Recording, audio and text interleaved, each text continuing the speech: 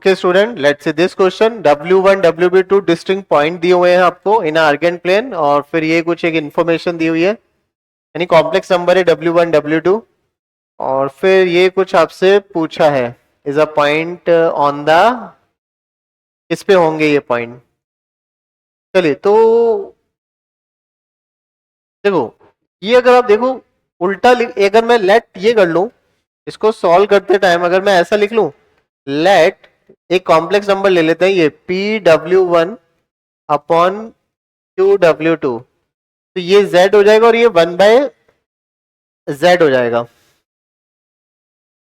PNQ क्या बोला हुआ है? PNQ आई थिंक बोला नहीं हुआ, PNQ I think real numbers ही होंगे।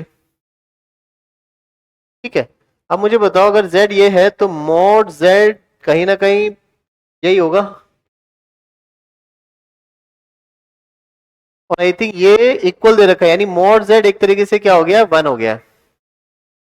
मॉड Z 1 हो गया है, तो जो आपसे ये पूछा गया है नाउ, जो आपसे ये पूछा गया था Z प्लस 1/Z को, अब मॉड Z स्क्वायर, तो मैं इसको ये लिख सकता हूं Z प्लस, एक्चुअली यहां से हम एक इंफॉर्मेशन लेके आएंगे, मॉड Z स्क्वायर भी 1 होगा, तो Z बार इक्वल टू 1 होगा, तो 1/Z Z बार हो जाएगा।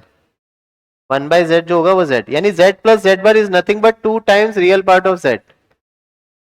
ठीक है, 2 times real part of Z। अब मॉड Z 1 था, मॉड Z अगर 1 था, is a point on the line segment -2 to 2। अब हमें मालूम है कि cos theta real part Z को हम क्या बोल सकते हैं, मतलब अगर मॉडुलस 1 है तो उस केस में हम इसको ये चीज, तो आई थिंक अब यहां पे हम ये बोल सकते हैं कि real part of Z is belongs to -1 to 1, तो 2 times real part of Z is belongs to -2 to 2।